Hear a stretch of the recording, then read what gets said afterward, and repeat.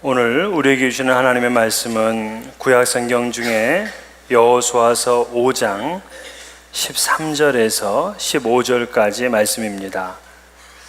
구약성경 325면에 있습니다. 여호수아서 5장 13절에서 15절까지 이 계시의 말씀을 봉독할 때 살아계신 하나님의 음성을 들을 수 있기를 바랍니다. 여호수아가 여리고에 가까이 이르렀을 때에 눈을 들어 본즉 한 사람이 칼을 빼어 손에 들고 마주 서 있는지라. 여호수아가 나아가서 그에게 묻되 너는 우리를 위하느냐 우리의 적들을 위하느냐 하니 그가 이르되 아니라 나는 여호와의 군대 대장으로 지금 왔느니라 하는지라. 여호수아가 얼굴을 땅에 대고 엎드려 절하고 그에게 이르되 내 주여 종에게 무슨 말씀을 하려 하시나이까. 여호와의 군대 대장이 여호수아에게 이르되 내 발에서 신을 벗으라 내가 선 곳은 거룩하니라 하니 여호수아가 그대로 행하니라. 아멘. 어떤 시인이 생의 패배자란 용기를 잃은 자이다. 용기가 없는 것은 죽은 나무가 서 있는 것과 같다. 용기를 잃은 것은 자신을 잃은 것이다. 이렇게 노래를 했습니다. 용기를 생의 존재와 연관시키고 있습니다. 사실 세상을 살아가려면 용기가 필요합니다. 용기가 없이는 새로운 일을 시작할 수가 없습니다. 결혼도 용기가 필요하죠. 그래서 용기 있는 자가 미인을 얻는다 하는 이런 말도 있잖아요. 용기가 세상을 얻습니다. 그런데 문제는 우리가 늘 이 땅에 살면서 용기 100배해서 살 수가 없습니다. 아무리 긍정적이고 낙천적인 성격을 가지고 있다고 하더라도 또 그가 아무리 엄청난 일을 행했던 아주 실력 있는 자라고 하더라도 낙심하고 좌절할 때가 있습니다. 누구나 인생에서 위기를 만나죠. 바로 그때에 격려하고 용기를 줄 수 있는 친구나 가족이나 친척이나 성도가 있다면 그는 너무나 행복한 사람일 것입니다. 이 애너 엘러나 루스벨트, 미국인들뿐만이 아니라 전 세계인들의 사랑과 존경을 받는 여성입니다. 그가 여성운동가거나 또는 정치가였기 때문에, 그리고 그녀가 미국의 4선 대통령이었던 루스벨트의 영부인이었기 때문에 존경받는 것이 아니에요.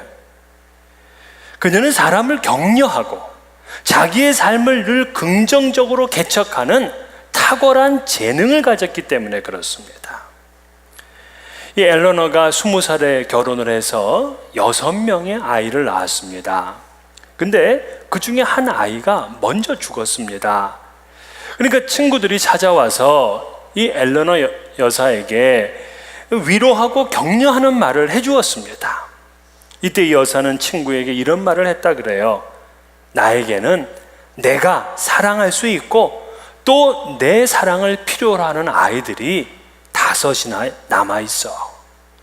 즉, 한 아이를 잃었지만 지금 좌절하고 절망하고만 있지 않겠다는 그 의지를 분명히 하였습니다.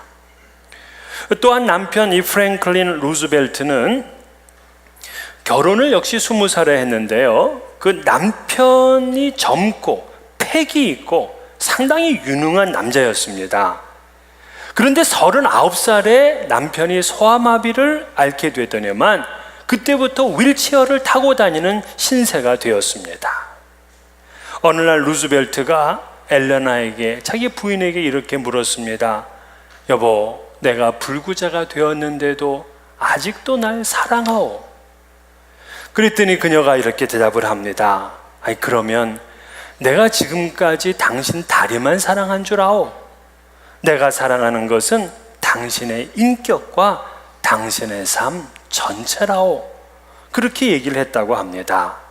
이 말을 들었던 이 루스벨트는 당시 열등의식과 패배의식에 사로잡혀 있었지만 그 말로 큰 용기를 얻을 수 있다 그래요. 그래서 그때부터 12년 뒤인 1933년 뉴딜 정책을 주장하며 미국의 대통령으로 당선이 됩니다. 그리고 1936년 재선이 되고 40년에 3선이 되고 44년에 4선 대통령이 되면서 미국 초유의 대통령이 되었습니다. 자칫 패배주의자로 인생을 마칠 수밖에 없었던 그에게 용기와 희망과 활력을 주었던 그의 아내 이 애너 루즈벨트는 정말 좋은 친구였습니다. 그런 친구가 정말 그리운 세상이죠. 낙심하고 실망하고 있을 때 따뜻한 말 한마디를 진심으로 해주는 친구, 또한 내가 힘들 때 나를 찾아와서 애정이 담긴 허그를 한번 해줄 수 있는 그러한 이웃, 내가 외롭고 슬플 때 슬그머니 와서 나랑 동행해주는 그러한 성도가 있다면 정말 얼마나 행복하겠습니까? 오늘 본문을 보게 되면 여호수아에게 그런 친구가 하나 찾아왔습니다. 바로 여호와의 군대 대장입니다. 당시 이스라엘은 요단강을 건너고 이제 길갈에서 할례 의식을 행했습니다. 그런 다음에는 이 가나안 땅의 첫 번째 성인 여리고성을 정복하기 위해서 이제 앞으로 나가게 됩니다. 근데 우리가 잘 아는 대로 이 여리고성은 난공불락의 성입니다. 패하지 않는 그런 성이라고요. 막강한 상대입니다. 이스라엘은 지금까지 여러 번의 전쟁을 했지만 이렇게 철옹성 같은 여리고성, 이런 성하고는 싸워본 적이 없습니다. 그러므로 이 첫 전쟁을 반드시 승리로 이끌어야 되는 여호수아에게는 대단히 두렵고 염려하는 그러한 상태였을 것입니다. 하나님께서 나타나셔서 마음을 강하게 하고 담대히 하라 라고 말씀을 하셨지만 그의 마음 한켠에는 여전히 고민스럽고 염려가 되고 불안합니다. 그때 바로 여호와의 군대 대장이 여호수아를 찾아왔다. 오늘 그게 이 말씀입니다. 그는 여리고성을 가는 그런 평범한 이 길을 가고 있었지만 여호와의 군대 대장은 이곳이 거룩한 곳이다 하고 말씀을 하셨어요. 15절에 내가 선 곳은 거룩하니라. 가장 힘들었습니다. 가장 외로웠습니다. 그런데 바로 이것이 거룩한 땅이다라고 선언해 주신 거예요. 거룩한 땅에서 하나님의 군대 대장을 만났던 이 여호수아는 용기를 얻게 됩니다. 담대함을 갖게 되죠. 여러분들이 가는 길은 어떻습니까? 두렵고 불안합니까? 또 상대가 너무나 강해서 낙심이 되고 있습니까? 그래서 용기를 잃어버렸습니까? 철옹성 같은 여리고성이 앞에 있다 할지라도 거룩한 땅에 서보세요. 여호와의 군대 대장이 있는 바로 그 땅에 서게 되면 새로운 힘을 얻게 됩니다. 세상에서 재물을 많이 가진 것보다, 세상에서 나의 뒷배가 든든한 것보다 거룩한 땅에 서서 여호와의 군대 대장이 함께하는 그 삶이 더 안전하고 더 용기를 얻게 되고 새 힘을 누릴 수 있게 되는 것입니다. 이민생활의 중압감, 불안함, 또 생계와 신분에 대한 염려, 가족관계와 미래에 대한 고민들, 이 모든 견고한 성들 앞에서 우리가 끝까지 용기를 잃어버리지 아니하고 승리할 수 있는 비결은 바로 거룩한 땅에 서는 것입니다. 초라했던 양치기 노인 모세, 그 모세가 떨기나무 가운데 불꽃 속에서 나타나신 하나님을 만납니다. 이때 하나님께서 모세에게 내가 선 것은 거룩한 땅이니 내 발에서 신을 벗어라 말씀을 하셨어요. 역시 척박한 미디안 광야였지만 그곳에 주님이 함께 하심으로 거룩한 땅이 되었습니다. 모세가 거룩한 땅에 서게 되므로 그는 80세 노인이었지만 새로운 인생을 시작할 수 있게 되었습니다. 당시에 가장 강대한 나라였던 이집트의 바로 왕을 상대해서 이스라엘 백성들 모두를 출애굽시킬 수 있는 불세출의 영웅의 삶이 새롭게 시작된 것입니다. 왜? 거룩한 땅에 섰기 때문에. 아무리 초라하고 무의미한 인생을 산다고 하더라도 그가 거룩한 땅에 오르기만 한다면 반드시 새 삶을 시작할 수가 있습니다. 비록 죄를 져서 도망다니는 삶을 산다고 하더라도 그가 거룩한 땅에 서기만 하면 새 힘을 얻고 새로운 용기를 가지고 역사를 만들어낼 수 있습니다. 감옥 안에서 그 슬픔과 절망 가운데 보내던 많은 사람들이 그 감옥 안을 거룩한 땅으로 만들므로 그들이 출소해서 세상에 얼마나 위대한 일을 남겼습니까?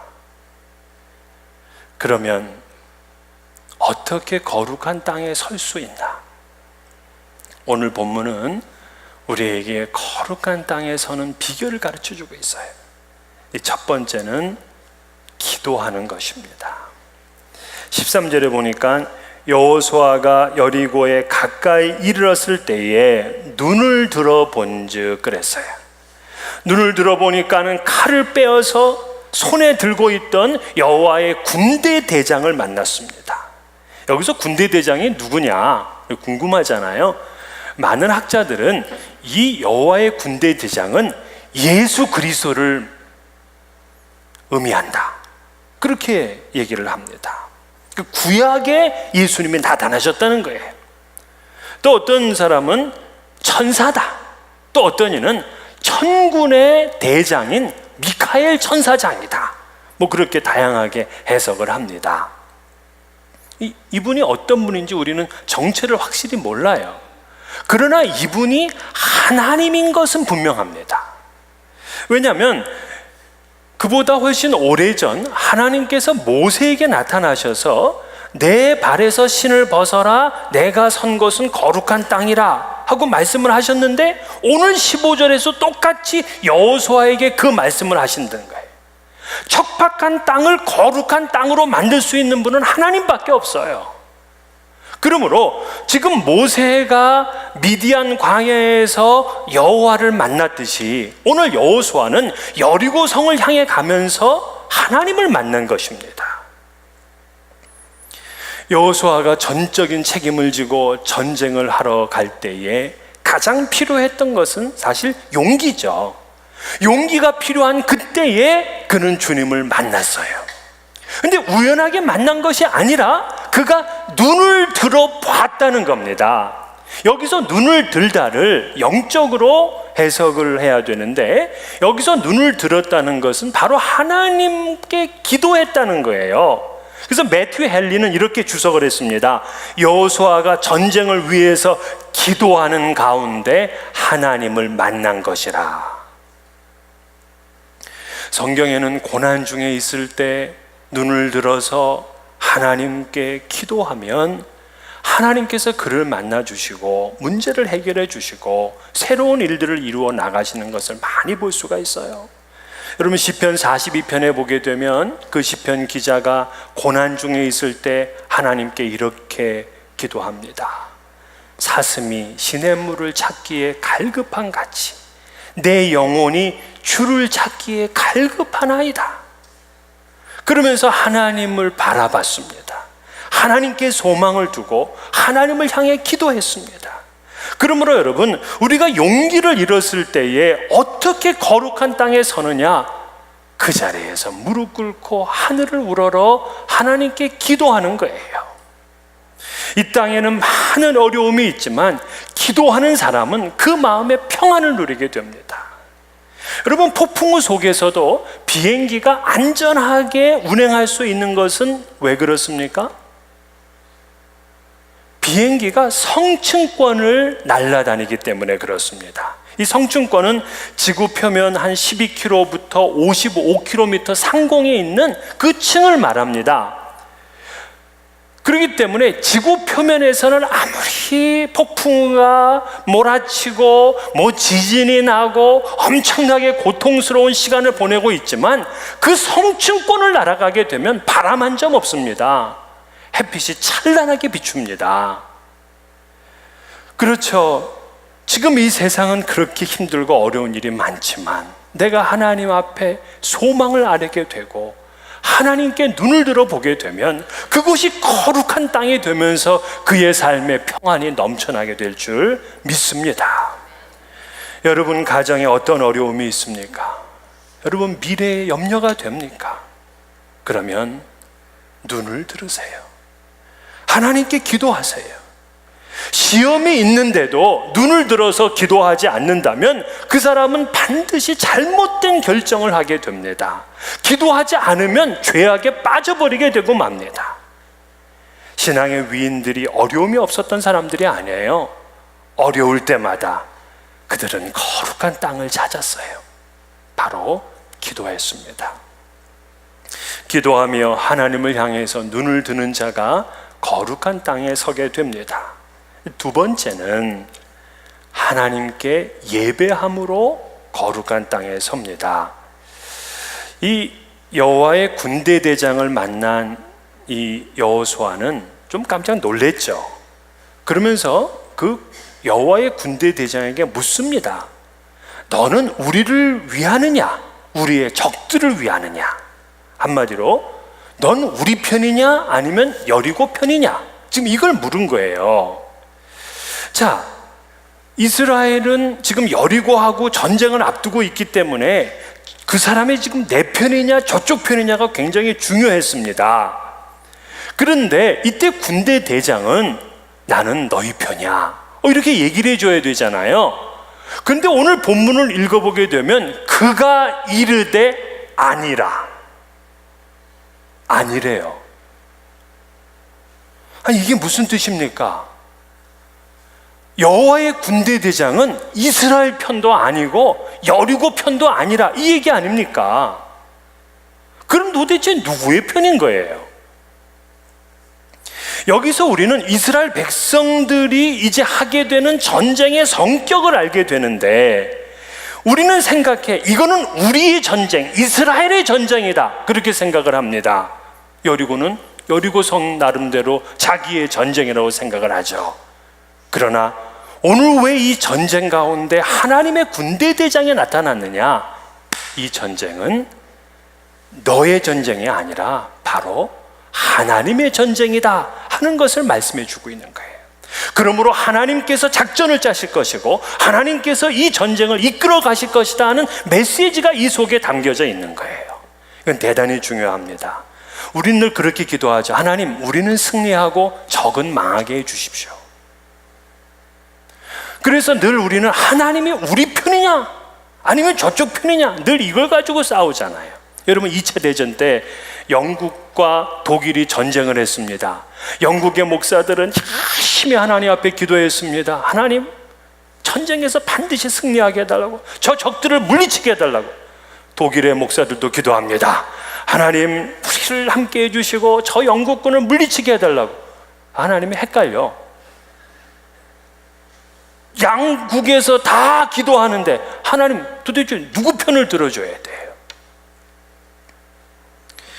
하나님께서 우리 편에 서느냐 저쪽 편에 서느냐 그것보다 더 중요한 게 뭐냐? 내가 하나님 편에 서 있느냐가 더 중요한 거예요. 이건 하나님의 전쟁이기 때문에 그렇습니다. 그래서 미국 남북 전쟁 때에 이 북군이 좀 이 수세에 밀리게 됐어요. 그러니까 참모들이 링컨 대통령에게 와서 부탁을 합니다. 하나님께서 우리 편이 되게 해달라고 좀 기도해 주십시오. 이때 링컨이 하는 말이 뭐냐? 하나님이 우리 편이 되도록 기도하지 말고 우리가 하나님 편 되도록 기도하십시다. 우리는 항상 싸울 때마다 네 편 내 편 가르며 싸우죠. 그러나 그보다 먼저 물어야 될 것, 내가 정말 하나님 편에 서 있느냐? 여러분, 교회의 문제가 왜 해결이 안 되고 치고받고 싸우다가 깨지는 줄 아십니까? 네 편이냐 내 편이냐를 나눈다고. 누구 한 명도 내가 지금 하나님 편에 서 있느냐 이거 묻지 않습니다. 오늘 여호수아는 이 전쟁이 하나님의 전쟁이고 내가 하나님 편에 서야 된다는 사실을 깨닫게 되면서 그가 취했던 행동이 뭐냐면 얼굴을 땅에 대고 엎드려 절하다 그랬어요. 얼굴을 땅에 대고 엎드려 절했다. 아니 지금 여호수아가 누굽니까? 전 지금 이스라엘을 이끄는 최고 지도자예요. 최고 지도자임에도 하나님 앞에서 엎드려 절을 했어요. 이 엎드려 절하다가 영어로 뭡니까? 워십이에요. 워십. 즉 예배를 드렸다는 것입니다. 인간은 아무리 이 땅에서 최고의 권력자라고 하더라도 하나님 앞에서는 엎드려 절해야 되는 그런 미천한 존재라는 것을 알아야 돼요. 그런데 세상에서 조금 힘이 있고 세상에서 좀 권력도 가지고 있고 돈도 있으면 하나님을 마치 지 친구처럼 생각을 한다고요. 엎드려 절하는 그런 시간을 가지려고 하질 않습니다. 그런 사람을 통해서 하나님의 역사가 이루어지지 않는다고요. 당시 예수님 당시에 세례 요한 쟁쟁했습니다. 이 세례 요한을 만나기 위해서 많은 사람들이 몰려들 정도였습니다. 인기 최고였습니다. 그런데도 이 세례 요한은 예수님을 보자마자 나는 저분의 신발끈도 풀고 맬 수가 없다는 겁니다. 그는 주님 앞에서 땅에 엎드려 절한 사람이 된 거죠. 엎드림 없이는 거룩한 땅에 설 수가 없는 거예요. 놀랍게도 겸손히 엎드리면 하나님께서 그를 높이 세워. 그것이 성경에 우리에게 가르쳐주는 비결입니다. 예수님의 동생 야고보도 하나님이 교만한 자를 물리치시고 겸손한 자에게 은혜를 주신다고 했습니다. 땅에 엎드려 절하는 사람, 이 사람을 가까이 하시고 하나님은 은혜를 주시는 거예요. 누가복음에 나와 있는 세리도 골방에서 가슴을 치면서 하나님 앞에 엎드려 기도할 때에 그가 의롭다 인정을 받았습니다. 거룩한 땅에 서려면 하나님 앞에 무릎 꿇고 하나님을 예배하는 사람이 돼야 돼요. 우리가 요즘 우리 새벽기도 시간에 출애굽기를 나누는데요. 이 출애굽기에서 성막을 건축하는 그런 이제 말씀을 나눕니다. 여러분, 출애굽기의 성막 건축이 7장에 걸쳐서 있어요. 짧지가 않습니다. 7장 동안 성막에 대한 이야기를 하신다고요.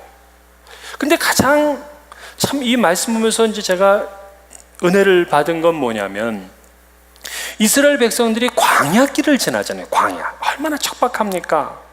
그 광야길을 지나는데 하나님이 딱 멈추는 사인을 주시면 그들이 그 광야에 말뚝을 받고 세마포 울타리를 칩니다. 그리고 성소와 지성소를 두게 되고 거기에 각종 성소의 기구들을 설치하게 되면 이곳이 하나님을 만나는 회막, 성막이 됩니다. 하나님을 예배하는 장소가 되는 거예요. 그런 다음에 그들이 또 아침에 일어나서 또 움직일 때에는 그걸 또 옮겨가지고 가서 어느 곳에 가서 멈춰서게 되면 그곳에 말뚝을 받고 울타리를 치면 그곳이 성막이 돼. 왜 하나님께서는 이 첫 번째 당신의 백성 이스라엘에게 성막을 만들게 하셨나? 그것도 광야를 방황하는 중에. 그러면 3400년 뒤에 오늘 우리에게 하나님께서는 광야 같은 세상에서 무엇을 하기를 원하시는가? 오늘 우리의 삶에서 말뚝을 받고 울타리를 치라는 것 아닙니까? 그래서 하나님 앞에 예배하는 삶으로 그 땅이 거룩한 땅이 되게 하라. 그래서 너는 나를 만남으로 다시금 새로운 용기를 가지고 새로운 힘을 가지고 나아가기를 원하시는 그런 하나님의 기쁜 뜻 아닙니까? 우리는 예배를 오늘 주일날 정해진 시간에만 와서 드리면 그것이 끝으로 생각하잖아요. 아니에요. 광야에서 성막을 치라고 하는 것은 우리가 살림을 하거나 우리가 사업을 하거나 우리가 운전을 하거나 언제든지 그곳에 세마포 울타리를 쳐서 하나님을 예배하는 사람이 되는 거예요. 그러면 그곳이 바로 거룩한 땅으로 바뀌어요. 지금 복잡하고 지금 힘들고 지금 외롭고 그곳에 울타리를 쳐보세요. 그러면 그곳이 바로 거룩한 땅이 된다고요. 세 번째, 거룩한 땅에 서는 신앙의 법칙은 뭐냐? 오늘 신을 벗어라 하고 말씀을 하는데, 이 말씀은 거룩과 순종을 의미하고 있는 거예요. 모세도 하나님께서 내 발에 신을 벗어라 하고 말씀을 하셨고, 이번에 여호수아에게도 내가 선 곳은 거룩한 곳이니 신을 벗어라 하고 말씀을 해요. 신을 벗어라는 얘기는 도대체 무슨 의미인가? 이 신을 벗는다. 그러니까 당시에 노예는 신을 신지를 않았습니다. 그러니까 신을 벗어라는 건 하나님 앞에 종됨을 나타내는 말인데, 하나님의 종은 어떻게 되느냐? 첫 번째로 죄의 습성을 벗어버리라 하는 걸 의미하고 있어요. 자, 신발은 우리가 더러운 곳이든 뭐 지저분한 곳이든 막 돌아다닙니다. 그러니까 이 신에는 더러운 것들이 다 묻어져 있는 거예요. 그러므로 신을 벗어라 하는 말은 뭐냐면 네가 죄의 습성을 벗어버리고 거룩한 길을 가라, 이 얘기입니다. 시편 24편 3절에서 5절, 여호와의 산에 오를 자 누구며 그의 거룩한 곳에 설 자가 누구인가? 곧 손이 깨끗하며 마음이 청결하며 뜻을 허탄한 데 두지 아니하며 거짓 맹세하지 아니하는 자로다. 그는 여호와께 복을 받고 구원의 하나님께 의를 얻으리니. 자, 하나님께 복을 받고 또 구원의 하나님께 의롭다. 누가 되느냐? 마음이 청결하고 손이 깨끗하고 거짓말하지 아니하고. 물론 우리가 도덕적으로 완전할 수 없어요. 우리는 뭐 이렇게 있으니까 다 그럴싸한 사람 같지만 속을 다 뒤집어 까보면은 다 죄성들이 있거든요. 완벽하란 얘기 아니에요. 그러나 죄의 습성을 계속 가지고 있는 것, 이거 우리가 너무나 잘 압니다. 그거는 버리라는 거예요. 그래서 거룩의 길로 가야 거룩한 땅에 설 수 있는 겁니다. 또한 두 번째로 이 신을 벗는다는 건 뭐냐면 권리를 양도한다는 의미가 있어요. 그 예수전도단을 창시한 로랭 커밍햄, 여러분 아시죠? 그분이 내 신을 벗어라 하는 그런 책을 썼는데요, 그 책에서 신을 벗는다 하는 것이 권리를 양도한다, 이런 뜻이라고 설명을 했어요. 즉 나의 권리를 포기하는 것이 신발을 벗는 거라는 겁니다. 여러분, 내 계획이 있습니다. 내 인생에는 내 권리가 있죠. 그러나 신을 벗는 건 뭐냐? 내 계획, 내 권리를 기꺼이 하나님께 드리는 거예요. 자, 지금 이스라엘 백성들을 이끌고 여리고하고 전쟁을 하러 가는 여호수아에게 전쟁의 전략이 있었을까요? 없었을까요? 있죠. 장수는 있습니다. 그 앞에까지 가면서 아무 생각 없이 가진 않죠. 아마 스태프들하고 굉장히 회의를 하고 해서 이 전쟁에서 승리하기 위한 그러한 병법들을 충분히 숙지하고 이거를 준비했을 겁니다. 그러나 네 방법 말고 내게 양도하라, 이거예요. 그래서 너의 계획, 너의 권리까지 포기하고 하나님의 지혜에 맡기라는 겁니다. 이 종교개혁사에서 이처럼 자신의 뜻을 포기하고 하나님의 명령을 쫓았던 칼빈의 유명한 일화가 있습니다. 이 존 칼빈은요, 개혁 사상을 전파한 죄로 이 수배를 받았습니다. 그래서 프랑스에서 더 이상 있을 수가 없어서 도망을 가는데요, 그는 바젤이라는 곳으로 가려고 했는데 그 바젤의 길이 차단된 겁니다. 그래서 그는 리옹과 제네바를 거쳐서 돌아가기 위해서 제네바에서 하룻밤 묵었어요. 근데 그가 제네바에 왔다는 이야기를 듣고 당시에 함께 종교개혁에 힘썼던 파렐이라는 인물이 있습니다. 이 파렐이 찾아온 거예요. 그러면서 당신이 이곳에 왔으니 너무나 기쁘다. 우리와 함께 이 개혁을 위해서 힘써달라 하고 부탁을 합니다. 그런데 당시에 칼빈의 별명이 뭐냐면 워킹 하스피털이에요. 걸어다니는 종합병원이에요. 온갖 병이 다 있었어요. 지금 이 칼빈에게 필요한 것은 개혁이 아니라 쉼이야. 휴식이 필요하다고요. 그래서 이 8일에게 정중하게 사양을 합니다. 나는 지금 내 먼저 몸을 돌봐야 되고 지금 건강 때문에 휴식이 필요하다. 그러면서 간곡히 거절을 했어요. 그럼 웬만하면 우리가 이런 얘기 들으면 아유 그래 몸이 먼저지 그러면서 이제 좀 쉬게 해야 되잖아요. 이 파렐이 칼빈에게 이렇게 꾸중을 합니다. 마지막으로 묻겠는데 당신은 전심으로 하나님의 부르심을 따라 살려고 하는 사람이요, 당신은 자신의 휴식과 개인적인 유익에만 집착하고 있어. 그러므로 나는 하나님의 명령을 당신이 무시하는 하나님의 이름으로 선포하오. 당신이 무엇을 하든 하나님의 축복이 거기에 없을 것이며 나는 하나님께서 당신의 휴식을 저주하기 바라오. 당신의 휴식에 저주가 있기를. 그리고 가려는 겁니다. 칼빈은 이 파렐의 주상 같은 발언 앞에서 온 몸이 사시나무 떨듯이 떨렸다, 그렇게 썼어요. 바로 지금 이 자리에서 하나님의 임재를 느꼈습니다. 그리고는 칼빈이 곧바로 이렇게 순복하죠. 제가 하나님께 순종하겠습니다. 칼빈이 이 순간 자기의 신발을 벗은 거죠. 자기의 신발을 벗으며 나는 하나님의 종이며 하나님께서 나의 휴식의 모든 권리까지 가지고 계시다 믿고 그분께 양도했습니다. 그래서 우리가 기억하는 칼빈은 바로 이 제네바에서 종교운동을 일으키게 되면서 우리는 제네바의 종교개혁자로 이제 칼빈을 기억하게 되는 것입니다. 그렇습니다. 나의 인생, 나의 계획, 나의 편의, 심지어 나의 쉼까지도 하나님 앞에 양도하게 되면 그분은 거룩한 땅에 서게 됩니다. 오늘 이 세 가지 말씀 다시 한번 여러분 마음속에 새기세요. 눈을 들어서 하나님을 바라보는 삶, 기도입니다. 우리의 얼굴을 땅에 대고 엎드려 절하는 삶, 예배입니다. 우리의 발에서 신을 벗는 것, 거룩과 순종입니다.